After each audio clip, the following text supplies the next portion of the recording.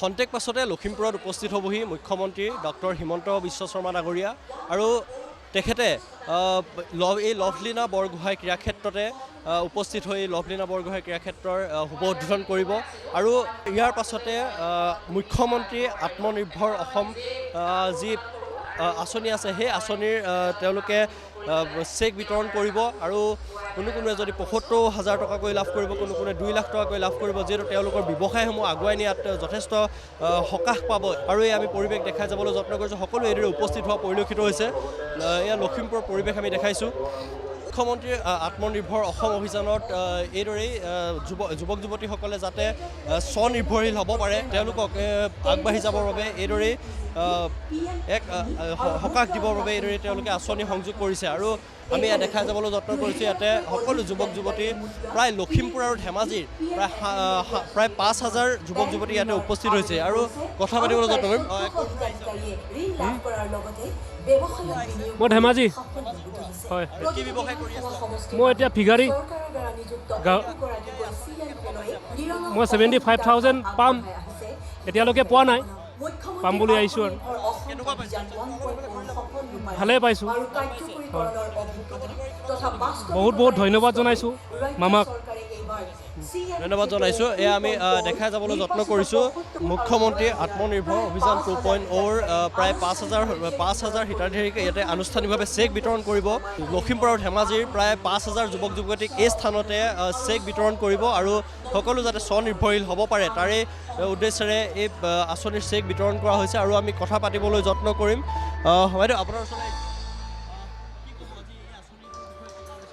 নমস্কাৰ। ভাল লাগিছে। আমি ফাৰ্ষ্ট টাইম এপ্লাই কৰিছিলোঁ। হিমন্ত ছাৰক আমি ধন্যবাদ জনাইছোঁ সেইটো পোৱাৰ বাবে। হা মই গাহৰি পুহি আছিলোঁ, পুহি আছোঁ। এতিয়া এইটোকে আৰু গাহৰিকে লৈ আৰু কিবা এটা কৰিব লাগিব। অকল গাহৰিটোকে কিবা কৰিলে নহ'ব নহয়, আৰু এটা কিবা এটা কৰিব লাগিব।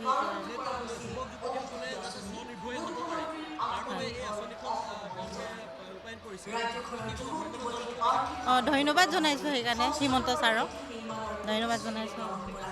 হয়, এয়া আমি দেখুৱাই যাবলৈ যত্ন কৰিছোঁ লখিমপুৰৰ পৰিৱেশ আৰু লখিমপুৰৰ এই লভলীনা বৰগোহাঁই ক্ৰীড়াক্ষেত্ৰতে খন্তেক পাছতে উপস্থিত হ'বহি আৰু সকলোৱে গভীৰ আগ্ৰহেৰে বাট চাই থকা পৰিলক্ষিত হৈছে মুখ্যমন্ত্ৰীগৰাকীৰ বাবে।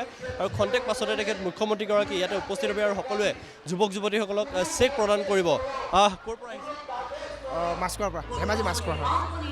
ব্যৱসায় কৰি আছে? মাছৰ ব্যৱসায়। এতিয়া আজি কি ক'লে? আজি ৭৫,০০০ চেক দিব বুলি কৈছে। ৭৫,০০০ টকা চেক পাব আজি। এই চেকৰ ধৰণেৰে কি কৰিব? মাছৰ তাতে ব্যৱসায়তে লগাম বুলি ভাবিছোঁ। হয়, যিহেতু মুখ্যমন্ত্ৰীগৰাকীয়ে যুৱক যুৱতীসকল যাতে স্বনিৰ্ভৰশীল হ'ব পাৰে তাৰ বাবে এই পদক্ষেপ লৈছে বা এই আঁচনিখন ৰূপায়ণ কৰিছে, কি ক'ব? তেখেতক প্ৰথমতে ধন্যবাদ জনাম।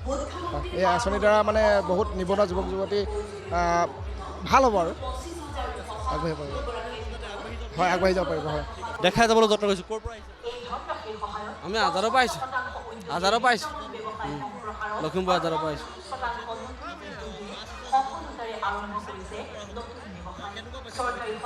ভালে লাগিছে এইটো, ভালে লাগিছে। ভালে। কি কৰিম বুলি ভাবিছে আপুনি? কি ব্যৱসায় কৰি আছে? মইতো হেৰি চলাওঁ, টমটম চলাওঁ মই। কিন্তু মই মামাক চাম বুলি মই টমটম এৰি পিনে আজি ইয়ালৈ গুচি আহিছোঁ। মামাক চাম বুলি আহিছোঁ। মই চেক নাপাওঁ, মই এনেই আহিছোঁ। মামাক চাম বুলি আহিছোঁ। ধন্যবাদ জনাইছোঁ আপোনাক। হয়, এয়া আমি দেখাই যাবলৈ যত্ন কৰিছোঁ। যিহেতু লখিমপুৰ আৰু ধেমাজিৰ প্ৰায় ৭,০০০ যুৱক যুৱতী ইয়াতে উপস্থিত হৈছে। আপোনাৰ ওচৰলৈ আহিছোঁ। কি ব্যৱসায় কৰি আছে? মই এতিয়া বৰ্তমান সৰুকৈ ডিডিবি চেণ্টাৰখন চলাই আছোঁ। এই পদক্ষেপটো কেনেকুৱা পাইছে? যিহেতু এই আঁচনি যথেষ্ট ভাল পাইছোঁ। মই তাকে কৈছোঁ, ধন্যবাদ দিব বিচাৰিছোঁ যে আমাৰ নিবনুৱাখিনিৰ কাৰণে ইমান তেওঁ হেৰি কৰিছে, যথেষ্ট ধন্যবাদ দিছোঁ।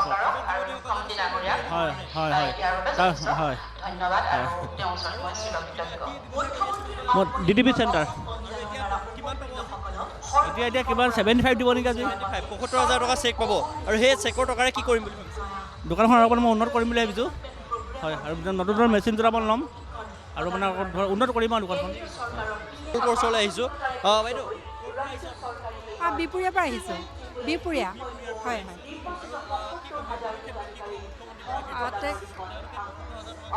হয়, তেখেতক বহুত বহুত ধন্যবাদ যিহেতু তেওঁলোকে এইখিনি আঁচনি আমাক দিয়াৰ কাৰণে। আপুনি পাবনে? হয়, পাম হয়।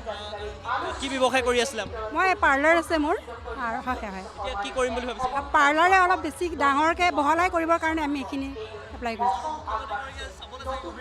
হয় হয় হয়, বহুত আগ্ৰহ হৈ আছে হয়। ধন্যবাদ জনাইছোঁ। বাইদেউ কি কৰি আছিলে? কি কয়? কি ব্যৱসায় কৰি আছিলে? মই মণিহাৰী দোকান দি আছিলোঁ। হয়, 70,000 টকা মই সেইখন দোকানত অলপ নতুনকৈ মাল ভৰাম, তাৰ পৰা অকণ উন্নতি কৰিম বুলি ভাবিছোঁ আৰু অকণমান বহল কৰিম আৰু। আপোনালোকক স্বনিৰ্ভৰশীল হ'ব পৰাকৈ এটা পদক্ষেপ তেখেতে লৈছে। হয়, পাৰিম মানে আমি আৰু মানে আগৰ পৰাও কৰি আহিছোঁ যে অলপ টকাৰ অভাৱত মানে অলপ সৰু হৈ আছিলে আৰু এতিয়া ভাবোঁ মানে এইটোৱে বহুতখিনি আগবঢ়াই নিয়াত সহায় কৰিব আৰু। হয়, এতিয়া মুখ্যমন্ত্ৰীগৰাকী কি ক'ব বিচাৰিব এনেকুৱা এটা পদক্ষেপ? তেখেতক বহুত বহুত ধন্যবাদ দিছোঁ আৰু তেখেতৰ জহত মানে আমাৰ যিখিনি কষ্ট সেইখিনি বুজি পাইছে।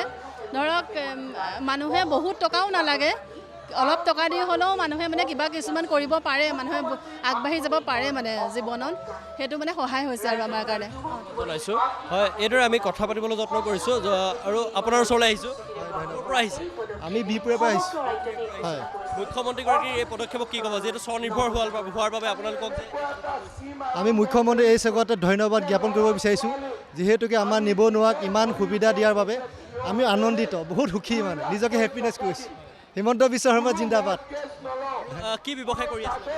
মই এনেই ক্ষুদ্ৰ ব্যৱসায়, এনেই ধৰক মাছ মই পালন কৰোঁ, মই মাছকে দিছোঁ, মানে মই ফিচাৰী যোগেদি মই নিজৰ স্বাৱলম্বী হ'ম বুলি মই নিজৰ ওপৰত বিশ্বাস ৰাখিছোঁ। হয়, যিহেতু আজি এতিয়া 75,000 টকা আপোনালোকক প্ৰদান কৰিব, চেক প্ৰদান কৰিব, সেই চেকৰ ধৰণে কি কৰিব?